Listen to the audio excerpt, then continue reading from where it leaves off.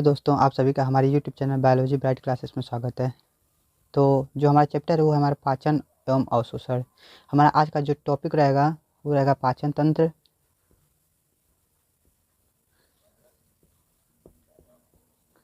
पाचन तंत्र यानी कि डाइजेस्टिव सिस्टम। दूसरा रहेगा आहार नाल।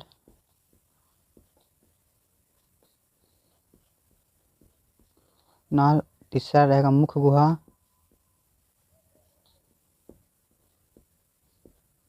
और चौथा रहेगा दांत। आज हम देखेंगे 4 टॉपिक: पाचन तंत्र, आहार नाल, मुख गुहा और दांत। तो सबसे पहले हम देखते हैं जो हमारा सबसे पहले पाचन एवं अवशोषण जो चैप्टर का नाम है वही आज देखते हैं। पहले सबसे पहले उसको देखते हैं, उसके बाद देखेंगे पाचन तंत्र क्या होता है, आहार नाल क्या होता है, मुख गुहा क्या होता है और दांत क्या होता है। तो हम इनको मिटाते हैं और सबसे पहले देखते हैं क्या है पाचन एवं अवशोषण होता क्या है।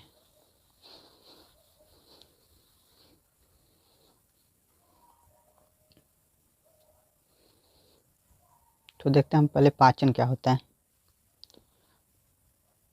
पाचन यानी कि डाइजेशन क्या होता है। हम सभी लोग भोजन तो करते ही हैं, तो भोजन के रूप में हम हमेशा क्या लेते हैं, जटिल पोषक पदार्थ लेते हैं, यानी कि बड़े मॉलिक्यूल लेते हैं। क्या लेते हैं? जटिल पोषक पदार्थ लेते हैं।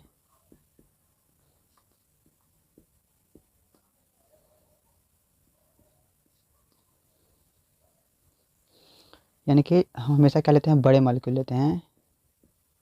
ये क्या है? बड़े मॉलिक्यूल हैं। बड़े कण हैं किसके रूप में लेते हैं? भोजन के रूप में हम बड़े कण हमेशा लेते हैं। तो जो हमारा बॉडी होता है इन बड़े कणों का यूज डायरेक्टली नहीं कर पाता है। इन बड़े कणों को क्या करता है? सबसे पहले तोड़ता है। क्या करता है? तोड़ता है। तोड़कर क्या बनाता है? छोटे कण बनाता है। छोटे छोटे कण बनाता है। छोटे कणों के रूप में इनको तोड़ता है और ये इतना छोटा इसको करता है कि ताकि इनका क्या कर सके? अवशोषण कर सके। क्या कर सके? अवशोषण। यानी कि हम जिस भी भोजन को करते हैं वो हमारे क्या होते हैं? बड़े मॉलिक्यूल होते हैं, यानी कि जटिल पोषक पदार्थ होते हैं। इन जटिल पोषक पदार्थों को छोटे कणों में तोड़ने की जो प्रक्रिया होती है उसको पाचन करते हैं। और ये इतने छोटे कणों में तोड़ता है हमारा शरीर ताकि उनका क्या कर सके? अवशोषण कर सके। ठीक है, यानी हमारे छोटे कणों को एब्जॉर्ब जो होता है वो अवशोषण होता है। ठीक है, तो हम देखते हैं पाचन होता कहाँ पे है, पाचन किस विधि के द्वारा होता है, सब हम देखते हैं। इसके बाद पाचन क्या होता है कि ये हम देख लिए पाचन होता क्या, समझ लिए। नेक्स्ट देखते हैं पाचन कहाँ होता है, कैसे होता है।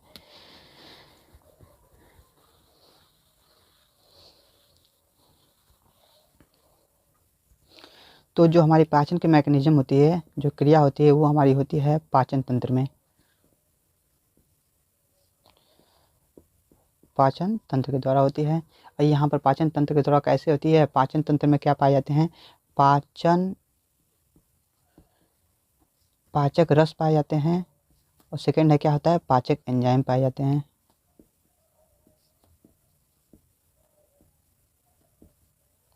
और ये पाचक रस और पाचक एंजाइम आते कहाँ से हैं? ग्रंथियों के द्वारा आते हैं। किसके द्वारा आते हैं? ग्रंथियों के द्वारा आते हैं। ठीक है, तो और ये जो हमारी ग्रंथियाँ होती हैं 2 प्रकार की होती हैं, एक कोशिकीय और बहुकोशिकीय। ये हम देख लिए पाचन होता क्या है, पाचन होता कहाँ पे है, कहाँ होता है? पाचन तंत्र में होता है। पाचन की क्रिया पाचक रस के द्वारा और पाचक एंजाइम के द्वारा होता है। ठीक है, और ये नेक्स्ट ऑप्शन हम देखते हैं कि पाचन की जो मैकेनिज्म है वो यांत्रिक एवं रासायनिक क्रिया होती है।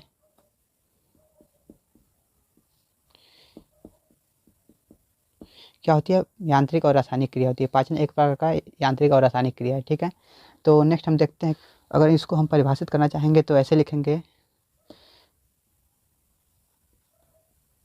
ये क्या है? हमारा पाचन है या डाइजेशन है। इसको परिभाषित कैसे करेंगे कि जटिल पोषक पदार्थों को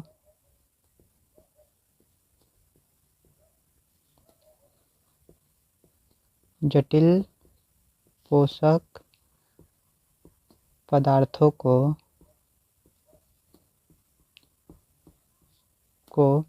अवशोषण योग्य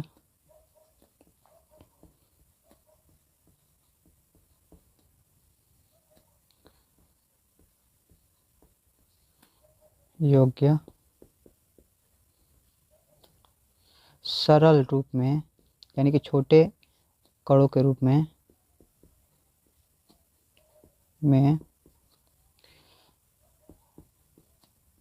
परिवर्तन करने की क्रिया को पाचन कहते हैं। क्या कहते हैं? पाचन कहते हैं। यानी कि हमारे बॉडी के द्वारा जटिल पोषक पदार्थ यानी कि जो हम बड़े मॉलिक्यूल फूड के रूप में लेते हैं, किसके रूप में लेते हैं? फूड के रूप में। हमारे फूड के रूप में जो हम बड़े मॉलिक्यूल लेते हैं उनको अवशोषण करने योग्य यानी कि इतना उसको तोड़ता है कि वो उनका अवशोषण कर सके हमारा बॉडी, करने योग्य सरल रूप में यानी कि छोटे मॉलिक्यूल में, किसमें? छोटे कण में, छोटे कणों में तोड़ता है। इस क्रिया को क्या कहते हैं? पाचन कहते हैं। क्या कहते हैं? पाचन कहते हैं। ठीक है,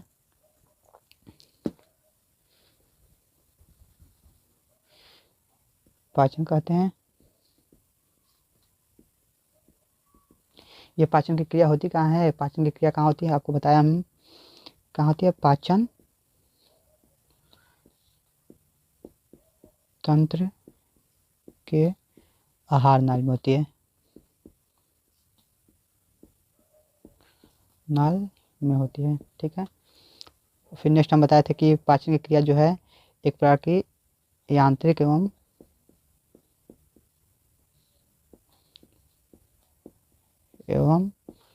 रासायनिक क्रिया है।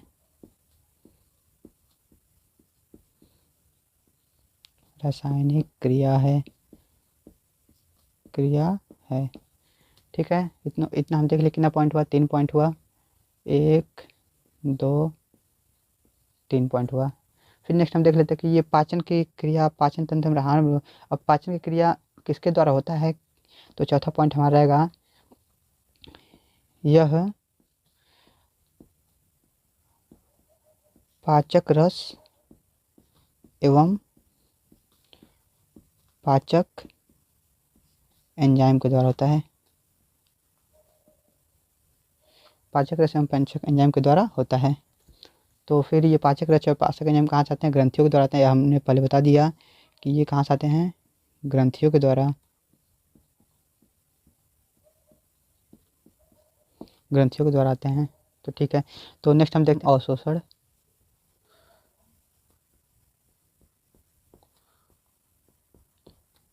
अवशोषण कहाँ पे होता है? अवशोषण कहाँ होता है? हमने बताया आपको, पाचन तंत्र के आहार नाल में, आहार नाल के अंदर, अंदर वहाँ पर क्या होता है? सरल स्तंभीय उपकला पाए जाते हैं। यानी कि जो उसका लेयर होता है, आहार नाल का जो सबसे अंदर लेयर होता है उसको सरल स्तंभीय उपकला कहते हैं। वहाँ पर शुष्मांकुर पाए जाते हैं, माइक्रोबिलाई यानी कि इस आकार के होते हैं। हमारे मान लीजिए ये हमारा हो गया आहार नाल अगर हो गया, तो इसका जो अंदरी लेयर है इस पर सरल स्तंभीय उपकला है, इस पर सूक्ष्मांकुर यानी कि इस ऐसे आकार के होते हैं सूक्ष्मांकुर। ये जो सूक्ष्मांकुर होते हैं ये सरफेस को बढ़ाते हैं। ये जो जैसे हम सीधा लाइन खींचते हैं और ये टेढ़ा लाइन ऐसे ऐसे करके खींचे तो इसका सरफेस जो होगा वो जितना अधिक होगा वहाँ पर पाचन क्रिया उतना अधिक होगी। तो इसलिए यहाँ पर सूक्ष्मांकुर पाए जाते हैं। क्या पाए जाते हैं? सूक्ष्मांकुर पाए जाते हैं।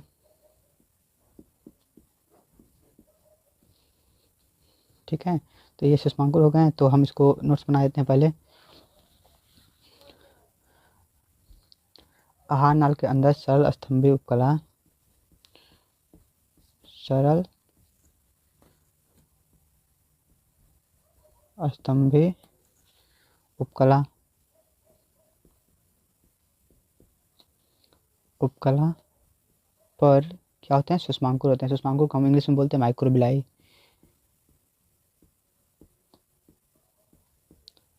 सूक्ष्मांकुर पाए जाते हैं जो क्या करते हैं? अवशोषण करते हैं।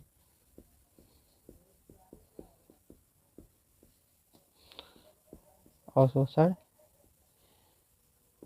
के लिए सतह प्रदान करते हैं।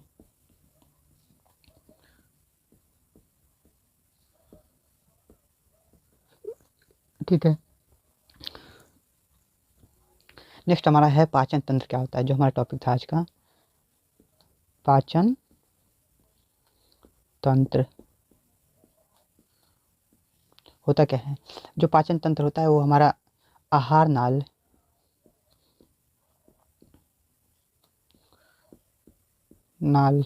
प्लस ग्रंथियां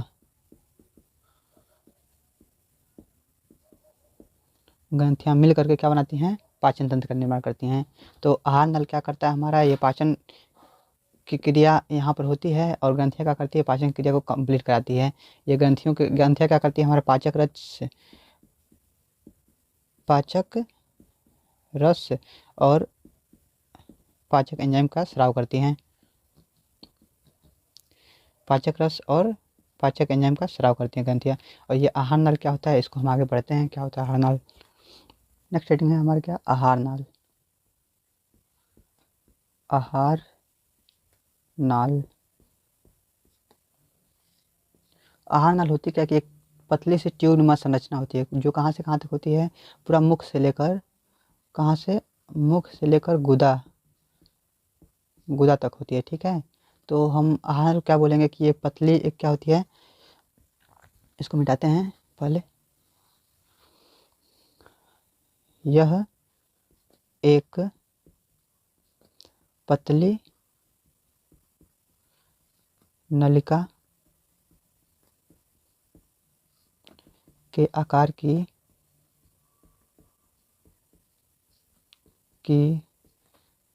संरचना होती है जो होती है जो कहाँ से कहाँ तक? मुख से गुदा तक। जो कहाँ से कहाँ तक होती है? मुख से गुदा तक होती है। ठीक है, मुख से गुदा तक होती है। एक हमारा वर्ड आता है प्रोटोस्टेमिएट, प्रोटोस्टोमिएट, और एक आता है ड्यूट्रोस्टेमिएट। तो हम देखते हैं इन दोनों क्या होते हैं, प्रोटोस्टेमिएट और क्या आता है? ड्यूट्रोस्टेमिएट।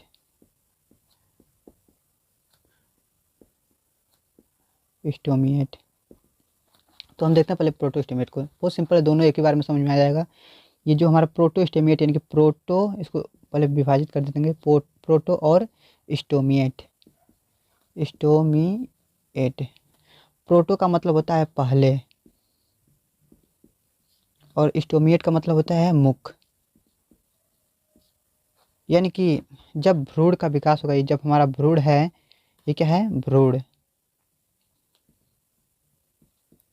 जब इसका विकास हो रहा होगा, यानी कि जब ये भ्रूण का विकास हो रहा है, उस टाइम यदि पहले हमारा मुख का निर्माण होता है और बाद में क्या होता है? पहले क्या होता है? मुख का निर्माण होता है और बाद में गुदा का निर्माण होता है। ठीक है, यानी कि जब भ्रूण का परिवर्धन होगा, भ्रूणी विकास होगा, उस टाइम पहले मुख का निर्माण होगा और बाद में गुदा का निर्माण होगा, तो उसको क्या कहेंगे? प्रोटोस्टेमिएट, यानी कि पहले मुख का निर्माण और बाद में गुदा का निर्माण। और आता है नेक्स्ट ड्यूट्रोस्टेमिएट, यानी कि जब भ्रूणी परिवर्धन के दौरान, यानी कि भ्रूण के विकास के दौरान ड्यूट्रो यानी कि दूसरी बार, यानी कि बाद में स्टोमिएट मुख का, यानी कि बाद में जब मुख का होगा तो पहले गुदा का होगा। यानी कि यदि पहले गुदा का निर्माण हो रहा है और बाद में मुख का निर्माण हो रहा है तो हो जाएगा ड्यूट्रोस्टेमिएट। यानी कि प्रोटोस्टेमिएट और ड्यूट्रोस्टेमिएट, इसको लिख देते हैं हम।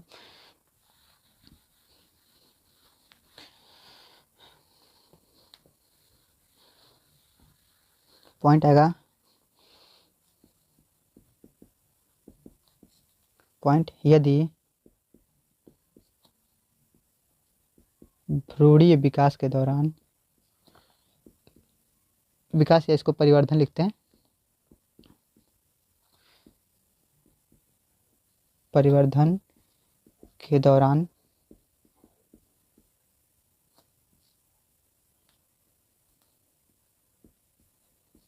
पहले मुख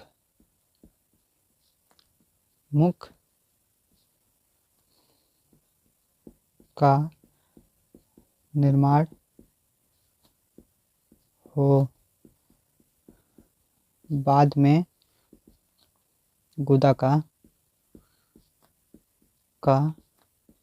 तो उसे क्या कहेंगे? प्रोटोस्टेमिएट कहते हैं।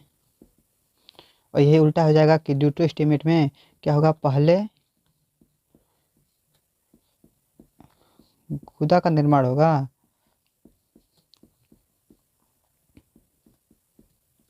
और बाद में मुख का।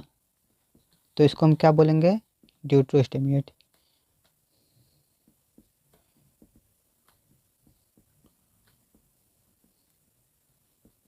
ड्यू टू स्टीमेट बोलेंगे, ठीक है।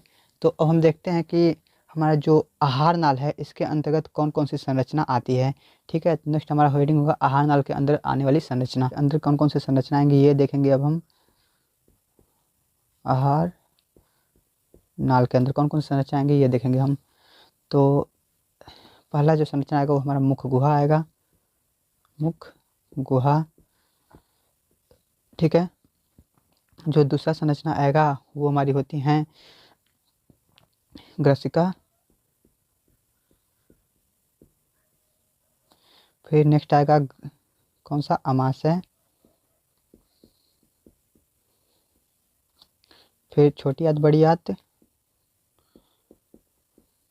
छोटी आंत, नेक्स्ट बड़ी आंत, आंत। फिर जो लास्ट आएगा हमारा क्या आएगा, गुदा, ठीक है। तो ये हमारी कितनी, 3 3 6, ये 6 स्ट्रक्चर जो होंगे संरचना, ये आएंगे हमारे आहार नाल के अंदर। तो हम एक एक करके देखेंगे इस सबसे पहले हम देखेंगे क्या, मुख गुहा। मुख गुहा, मुख गुहा क्या होता है कि जिस जिसके द्वारा हम भोजन को ग्रहण करते हैं, ग्रहण करते हैं, ठीक है। तो मुख गुहा के अंदर भी कई संरचना आती हैं जिनमें से हम कुछ निम्न संरचनाओं को देखते हैं। सबसे पहले जो आती है हमारी होठ आती है, क्या आती है, होठ। फिर नेक्स्ट जो आता है हमारा जबड़ा आता है। फिर आता है हमारा दांत। फिर नेक्स्ट जो आती है हमारी पैलेंटाइन हड्डी आती है,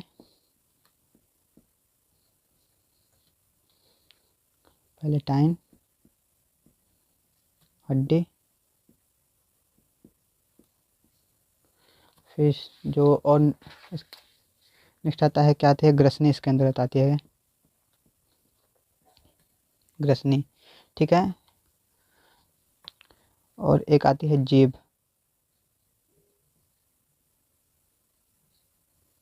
ठीक।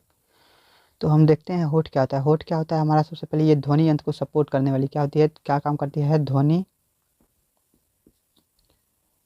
यंत्र को सपोर्ट करती है। सपोर्ट करने वाली संरचना होती है। जो जबड़ा होता है ये 2 होते हैं, ये कितने होते हैं, 2 होते हैं, अपर जा और लोअर, अपर और लोअर, ठीक है। जो अपर होता है वो हमारा फिक्स होता है, वो मूवमेंट नहीं कर सकता है, क्या होता है, फिक्स होता है। और जो लोअर जा होता है ये हमारा मूवमेंट कर सकता है, मूवमेंट कर सकता है। जो लोअर जा होता है और अपर जा, वो दोनों मिलकर क्या करते हैं, टीथ के लिए, यानी जो दांत होता है, दांत को सरफेस प्रोवाइड करते हैं, सरफेस प्रोवाइड करते हैं, ठीक है। और फिर ये ध्वनि यंत्र को सपोर्ट करता है, कौन सा, लोअर जा करता है सपोर्ट ध्वनि यंत्र को। फिर जो हमारे दांत होते हैं ये भोजन को चबाने के कार्य आते हैं, ठीक है। जो ये पैलेंटाइन हड्डी होती है ये एक बहुत ही हार्ड स्ट्रक्चर। अब नेक्स्ट है क्या, हमारा पैलेंटाइन हड्डी, ये कहाँ होती है, अपर जॉ, अपर जो ऊपरी जबड़ा होता है उस पर लगी होती है, अपर जॉ पर होती है, इसका जो अगला हिस्सा होता है, जो अगला पैलेंटाइन हड्डी का अगला हिस्सा क्या होता है, सॉफ्ट होता है। और जो पिछला हिस्सा होता है वो हार्ड होता है। ओ सॉरी सॉरी सॉरी सॉरी, अगला हिस्सा जो होता है वो हार्ड होता है। पैलेंटाइन हड्डी का अगला हिस्सा हार्ड होता है और पिछला हिस्सा सॉफ्ट होता है, ठीक है। नेक्स्ट आती है ग्रसनी। ग्रसनी जो होती है ये वायु और भोजन का मार्ग होता है, ठीक है, दोनों का मार्ग होता है ग्रसनी। ये 3 प्रकार की होती है। एक होती है नासा ग्रसनी, नेक्स्ट होती है मुखा ग्रसनी, और जो थर्ड है ये होती है हमारी कंठ ग्रसनी।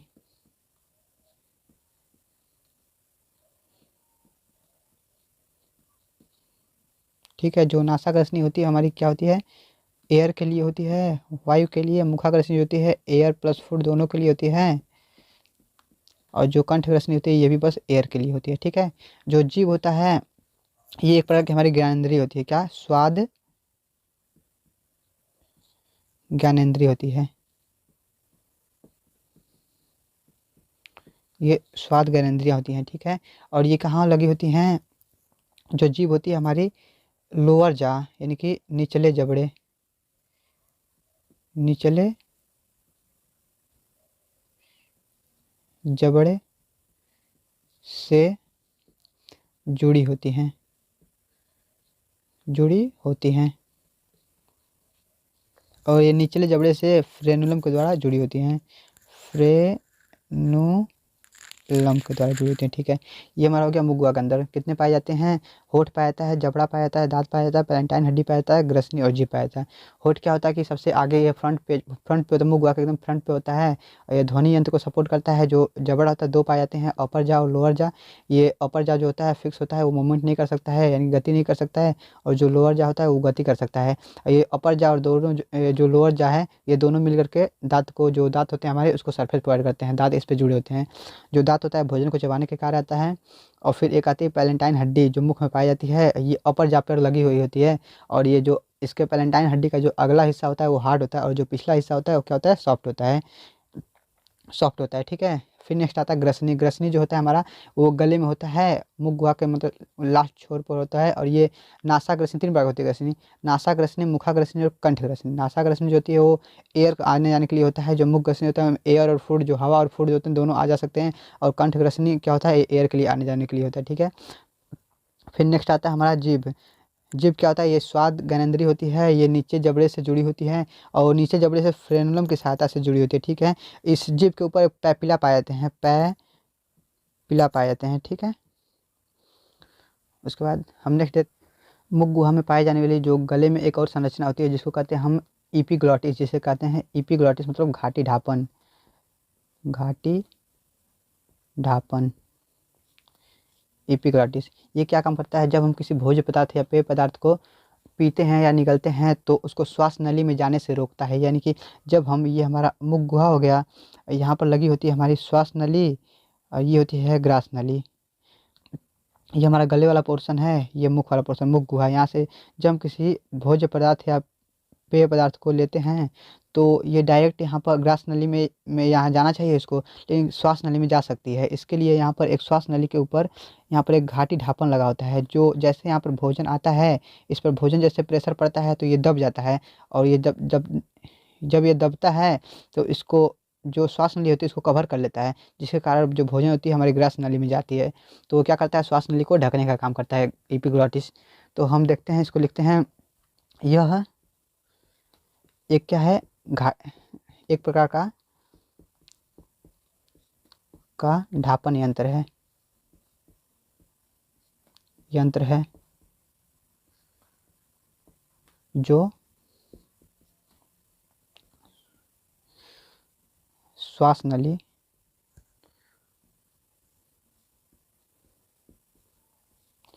को ढकने का कार्य करता है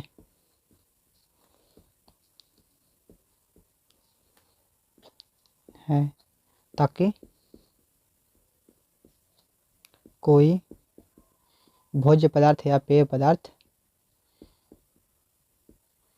भोज्य या पेय पदार्थ ना जाए।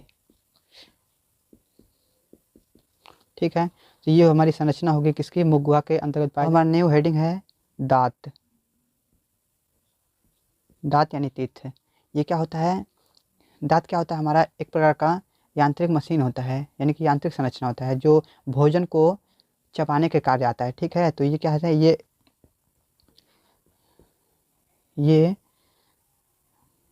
एक यांत्रिक कार्य करने वाली संरचना है जो भोजन को चबाने व निगलने में सहायक होती है।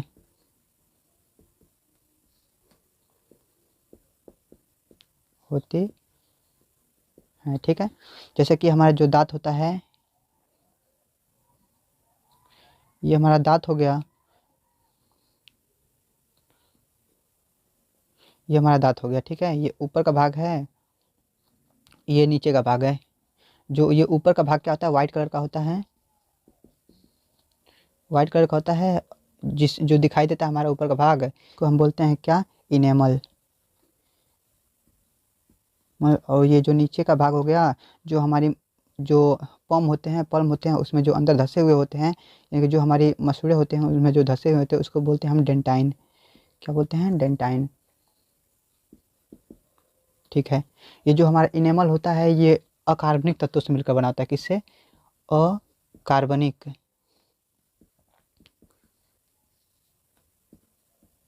तत्वों से मिलकर बना होता है। और ये जो हमारा डेंटाइन होता है ये संयोजी ऊतक की संरचना होती है, यानी संयोजी ऊतकों से मिलकर बना होती है।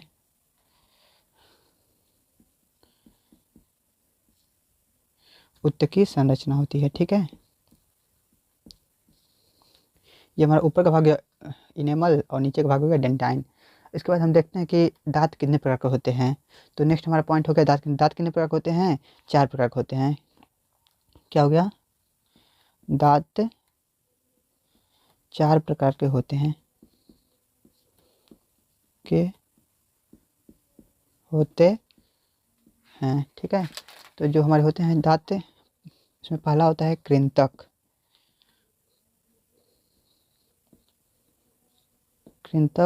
दूसरा जो होता है हमारा रदनक। तीसरा जो होता है हमारा उसको बोलते हैं अग्रचर्वणक।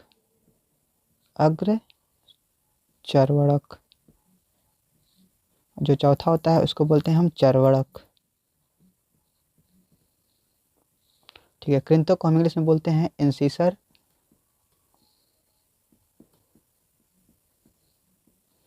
रजनक को बोलते हैं कैनाइन। इसको बोलते हैं प्रीमोलर।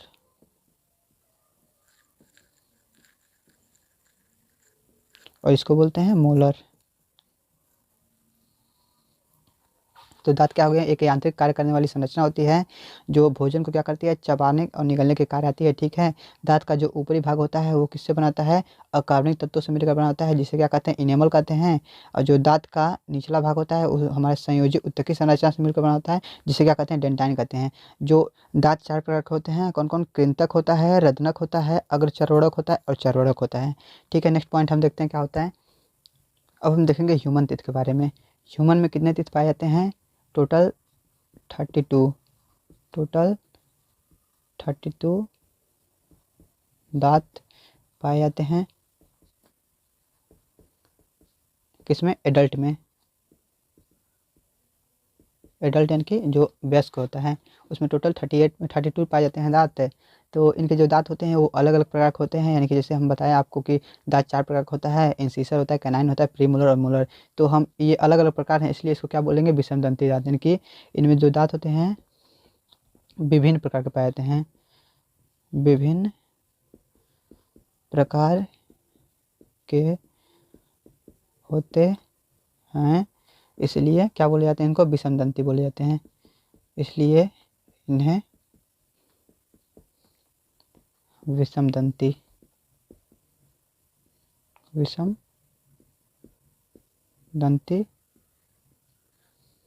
कहते हैं। ठीक है। और इनका जो दांत होता है वो जबड़े में धंसा हुआ होता है, यानी कि जैसे हमारा ये दांत हो गया, तो इनका जो कैनाइन वाला, ये डेंटाइन वाला जो पोर्शन होता है वो किसमें, जबड़े में यहाँ तक धंसा हुआ होता है, बस ऊपर का इनेमल भाग दिखाई देता है। इसलिए इसको हम क्या बोलते हैं, कुपकीय दंती बोलते हैं। यानी कि इनका दांत जबड़े में धंसा होता है,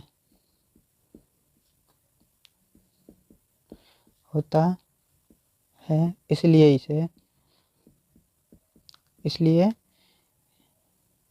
इन्हें क्या बोलते हैं, कुपकीय दंती बोलते हैं। कुपकीय दंती बोलते हैं। ठीक है, हमारा पहला पॉइंट हो गया, ये हमारा दूसरा पॉइंट हो गया, ये हमारा तीसरा पॉइंट हो गया। उसके बाद क्या होता है, मनुष्य के जो दांत होते हैं, चौथा पॉइंट, जो मनुष्य के दांत होते हैं उनमें से टोटल दांत नहीं, जैसे मनुष्य के 32 दांत होते हैं, जो छोटे बच्चे होते हैं उनमें हमारे 20 दांत होते हैं। तो जो छोटे बच्चे होते हैं उनमें जो 20 दांत जमे हुए होते हैं वो टूटने के बाद दोबारा जमते हैं, यानी कि जो टूट जाते हैं तो दोबारा निकलते हैं, तो इसलिए इनको बोलते हैं द्विबारदंती। यानी कि जो मनुष्य का दांत होता है वो द्विबारदंती होता है। लिखेंगे इनका दांत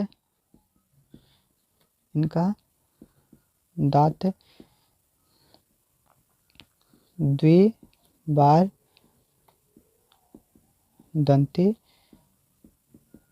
होता है। ठीक, एक होता है हमारा द्विबारदंती, एक बार होता है एक बारदंती, यानी कि जो दांत केवल एक बार मतलब निकलता है उसको एक बारदंती दांत बोलते हैं, और जो 2 बार निकलता है उसको द्विबारदंती बोलते हैं, और जो कई बार निकलता है उसको बहुबारदंती बोलते हैं। तो ऐसा मनुष्य में नहीं पाया जाता, मनुष्य में एक बारदंती और दो बारदंती दोनों पाए जाते हैं, क्योंकि इनमें जो 12 दांत एक्स्ट्रा मतलब निकलता है वयस्क एडल्ट होने पर वो हमारा दोबारा नहीं जमता है। ठीक है, और जो छोटे बच्चों में निकला होता है 20 दांत वो हमारा दोबारा निकलता है, इसलिए इसको द्विबारदंती बोलते हैं, क्योंकि इनमें अधिकतम जो दांत होते हैं दोबारा निकलते हैं।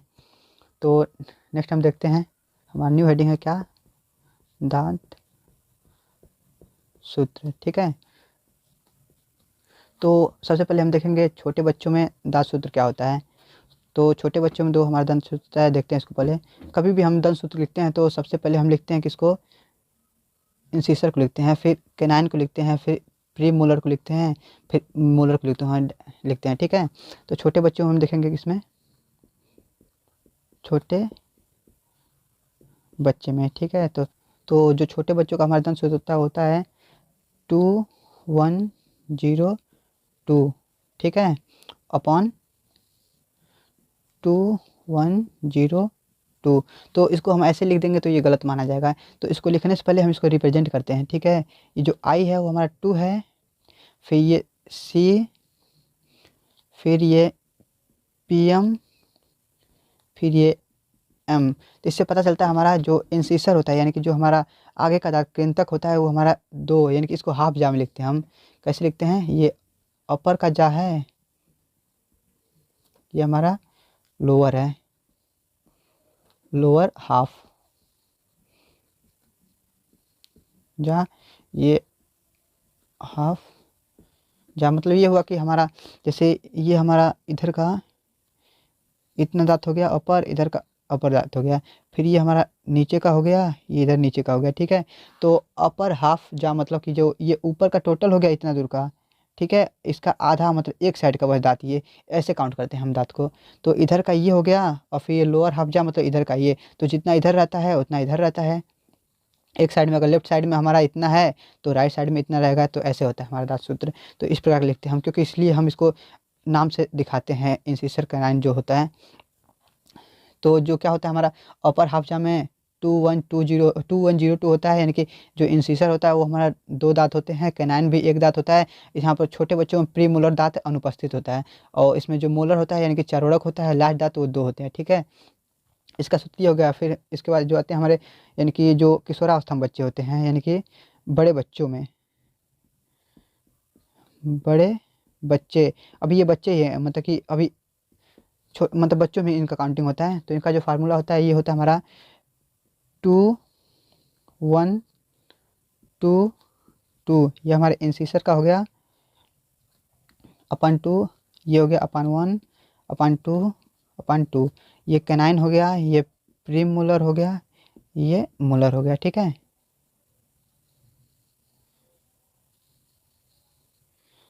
इसमें टोटल कितने टीथ हुए? Total 20 teeth. छोटे बच्चों में कितने? टोटल 20 पाए जाते हैं। देखिए 2 1 2 2 1 2, यानी कि ये कितना हो गया? 5 ऊपर 5 नीचे, यानी कि टोटल कितने हुए? हाफ जा में 10 हुए, और इधर नीचे 10 हुए, ये हाफ जा का है टोटल, और मल्टीपल 2 कर देंगे इसको, यानी कि टोटल 20 टीथ। ठीक है, तो ऐसे इसमें हो जाएगा। ये इंसिसर हो गया हमारा 2 अपन 2, यानी कि 2 इस साइड और 2 इस साइड, मतलब हाफ जा में, अभी बस ओनली हाफ जा में। और ये कैनाइन हो गया 1 अपन 1, पीएम हो गया 2, इनका जो फार्मूला होगा 2 1 2 2 फार्मूला हो गया। और टोटल टीथ कितने हो रहे हैं? टोटल कितने हो रहे हैं टीथ? 28। देखो 2 1 3 2 5 2 7,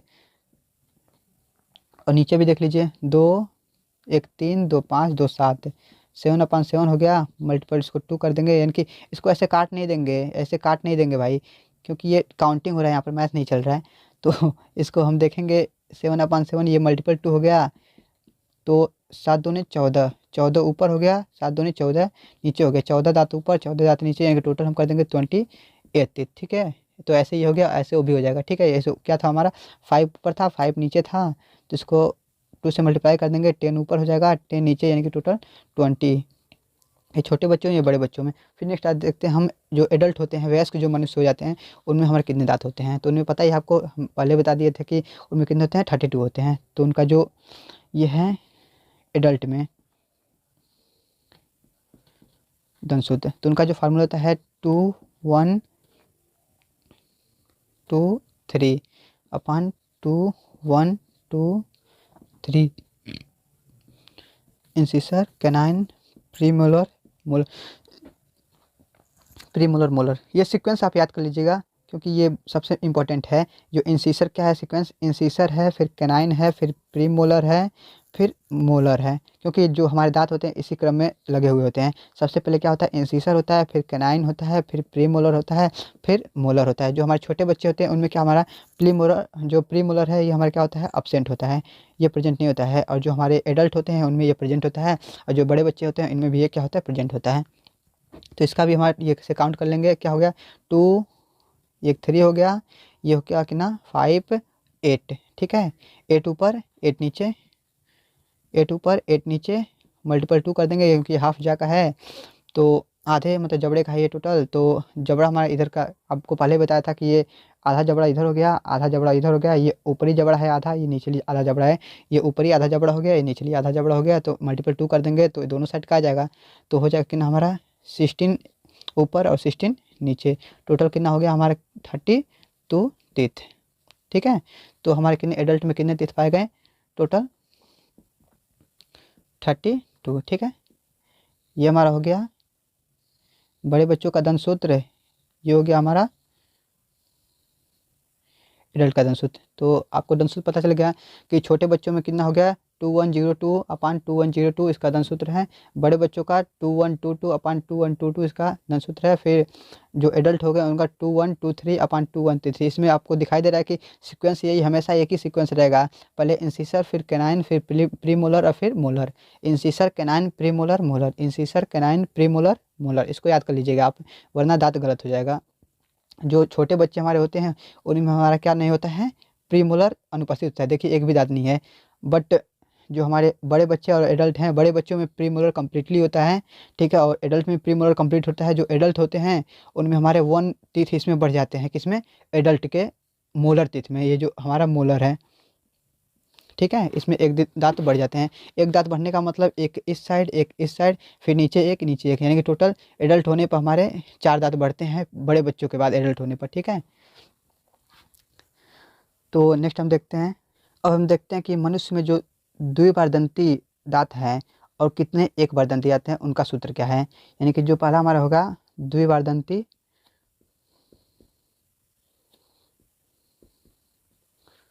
दंती दंत सूत्र,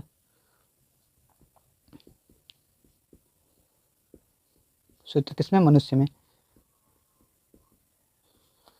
मनुष्य में द्विबारदंती दंत सूत्र, ठीक है।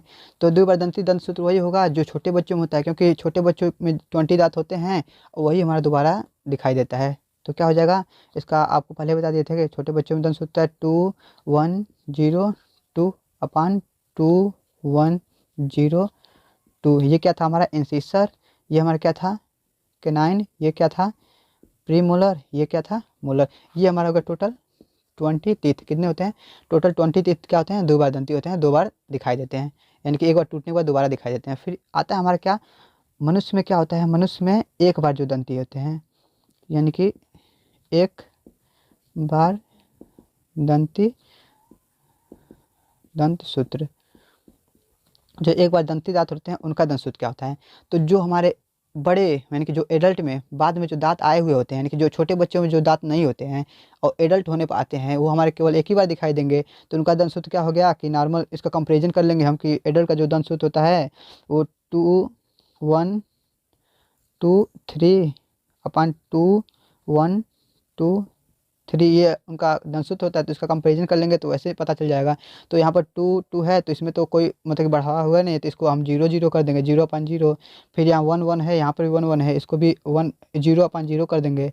फिर यहाँ पर 0 0 है, यहाँ पर 2 2 है, तो इसको दो दांत देखिए बढ़ा है, दोनों ऊपर बढ़ा है, दोनों नीचे बढ़ा है, तो इसको हम 2/2 कर देंगे। यहाँ पर 2/2 है, यहाँ 3/3 है, तो इसको एक दांत बढ़ा है यहाँ पर, तो इसको क्या कर देंगे 1/1, ठीक है। ये हमारा इंसिसर हो गया, ये कैनाइन हो गया, ये प्री मोलर हो गया, और ये हमारा हो गया मोलर। तो इसका एक बार दंती दंत सूत्र कितना हो गया, देखिए आप 2 1 कितना होगा 2 1 3/3, और मल्टीपल कर देंगे कितना 2, क्योंकि ये हाफ जा का है, हम पहले बताए थे आपको। तो मल्टीपल 2 यानी कि ऊपर कितना हो जाएगा 6 अपन नीचे 6, यानी कि ऊपरी जबड़े में हमारा 6 दांत बढ़ेगा और नीचे जबड़े में 6 दांत बढ़ेगा, तो टोटल 12 दांत, यानी कि जो एक बार दंती दांत होते हैं मनुष्य में टोटल 12 होते हैं, और जो दो बार दंती दांत होते हैं टोटल कितने होते हैं 20 होते हैं। 20 दांत दोबारा दिखाई देते हैं, और जो 12 दांत होते हैं वो केवल एक बार दिखाई देते हैं, ठीक है। तो दोस्तों आज का हमारा जो टॉपिक हुआ कौन कौन सा था, पाचन तंत्र था, आहार नाल था, फिर क्या था हमारा दांत हो गया, ठीक है। तो ये हमारा कंप्लीट हुआ आज का जो टॉपिक था। फिर हम नेक्स्ट टॉपिक के साथ अगले दिन मिलते हैं आपसे। Thank you.